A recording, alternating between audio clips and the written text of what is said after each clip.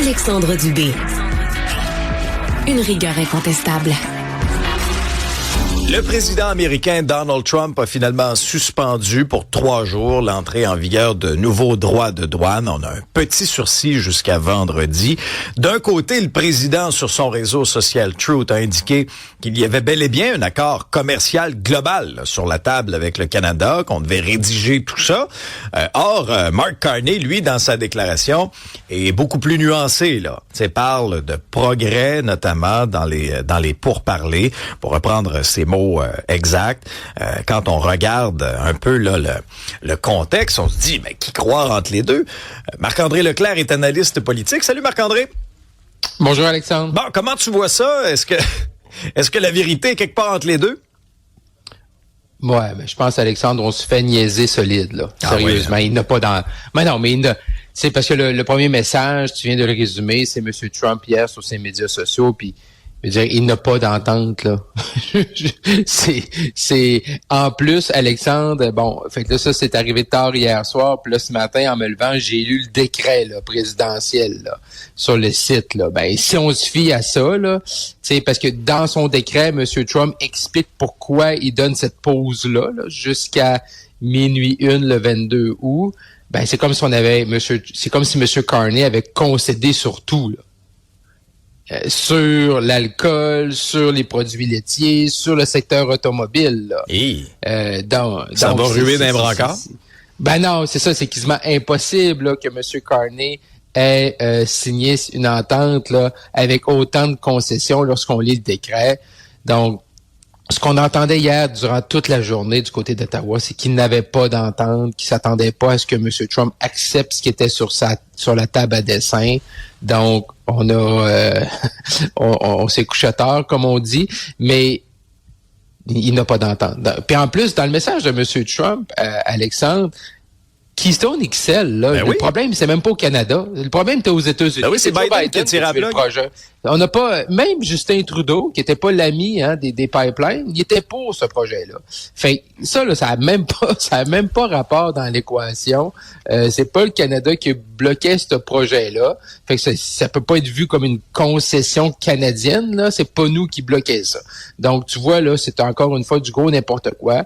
Monsieur Trump et même son représentant, là, M. Greer, disait comment c'était fantastique pour en avoir plus d'accès, être aussi triomphant du côté des États-Unis. Politiquement, c'est impossible là, pour M. Carney d'accepter ce qui semble être sur la table en termes de concession. Donc, on va rejouer dans le même film dans la nuit de vendredi à samedi, puis ça va être un peu le même psychodrame, la même incertitude?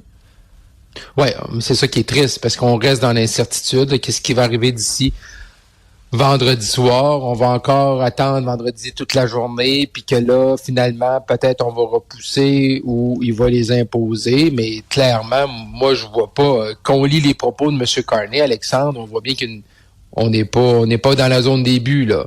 Il y a encore beaucoup de progrès à faire. On dit qu'on a avancé, mais encore beaucoup de travail. Donc, clairement, ce qui est sur la table présentement n'est pas satisfaisant pour le Canada, là. Revenons au Québec, Marc-André, c'est intéressant parce que notre collègue Rémi Nadeau du bureau parlementaire fait ses grandes entrevues là, cette semaine avec les chefs de parti. Là, aujourd'hui, c'est le PSPP. Puis là, il demande à Paul Saint-Pierre Plamondon, c'est quoi vos 5 priorités pour la campagne? Là, tu regardes ça, puis c'est drôle, la souveraineté est pas là. Ajoute à ça, Marc-André, aussi, cette précision que le chef du Parti québécois a fait hier sur ses réseaux sociaux en disant... Il n'y aura pas de référendum tant que Trump est au pouvoir. Alors ça nous mène là au plus tôt en janvier 2029. Comment tu vois cette sortie-là de PSPP? Est-ce qu'il avait pas le choix dans le contexte actuel de réitérer un peu ce calendrier-là? Et est-ce que tu penses qu'il va aller chercher davantage d'appui? Moi, je pense pas qu'il va aller chercher nécessairement davantage d'appui. Il se donne peut-être des opportunités à son 30% est capable de revenir vers le 35% puis vers une majorité.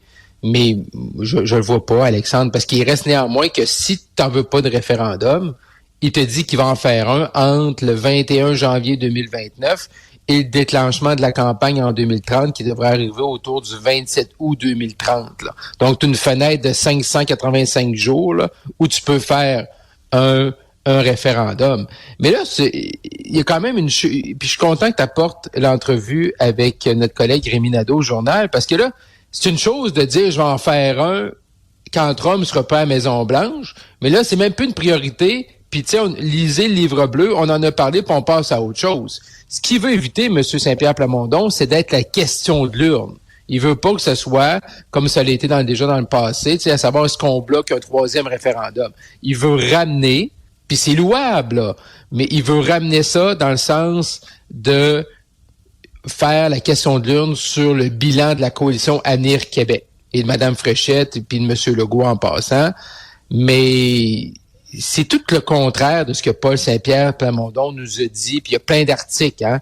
Comment M. Saint-Pierre Plamondon, là, tu sais, beau temps, mauvais temps, malgré les turbulences, il allait faire un référendum, puis c'était le temps, puis c'est le moment.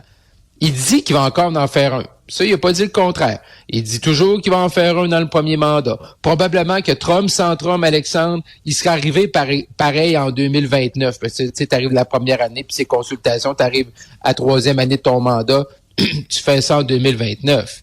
Mais là, aujourd'hui, il rajoute une bûche dans le poêle en disant hey, c'est même pas des 5 priorités, là. Fait que, tu sais, vraiment, on veut. Et puis, c'est ça qu'on va suivre, là, ensemble pour les 47 prochains jours, là. C'est, est-ce qu'il va en reparler, monsieur Saint-Pierre Plamondon, du référendum de la souveraineté du pays? Clairement, avec l'entrevue de ce matin avec Rémi Nadeau, il veut plus en parler. Ben, moi, ça m'a quand même étonné de ne pas voir ça dans les 5 priorités quand il a répondu à la question. Maintenant, j'entends son argument, mais surtout, Marc-André, on sent qu'il y a un ajustement là, dans la stratégie du Parti québécois. Mais, tu sais, hier, c'était prévisible aussi, là. Tu parles de l'incertitude, là. Tous les autres partis ont brandi cette carte-là en disant, hey, là, vous allez nous étendre ça, l'incertitude, là, sur plusieurs années, plutôt que de faire ça en début de mandat. Aïe, aïe, aïe, ça promet, en tout cas pour la campagne. Là, on a beaucoup parlé des départs à la coalition. Hein, beaucoup de ténors là, qui ont choisi de ne pas se représenter. Certains avaient dit qu'ils se représentaient, puis finalement ont changé d'idée. Il y avait beaucoup de flou entourant la candidature de Nathalie Roy, hein, qui est présidente de l'Assemblée nationale. Là, elle se représente. Elle a accordé une entrevue un peu particulière à la Joute hier, parce que là, dans le fond, elle se présente, mais là, elle veut revenir comme présidente de l'Assemblée, mais est-ce qu'elle va défendre la plateforme de la coalition? Qu'est-ce que tu as retenu de sa position? Elle ne défendra pas de plateforme. Moi, Alexandre, hier, j'ai jamais vu ça. Beaucoup de respect pour Mme Roy. Je pense qu'elle a fait un bon travail comme présidente de l'Assemblée nationale. Oui, quand tu es présidente, tu dois être neutre, là, puis tu participes pas aux réunions du caucus à chaque semaine. Mais là, dans cette idée-là de dire très candidement à notre collègue Paul Larocque, de dire, ben moi, là, tu sais, je défendrai pas de plateforme, je vais attaquer personne.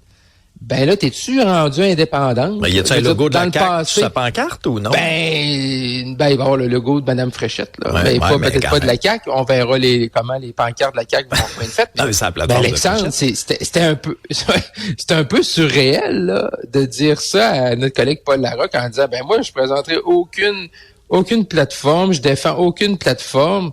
Ben là, tu te présentes avec Mme Fréchette ou t'es indépendante, là?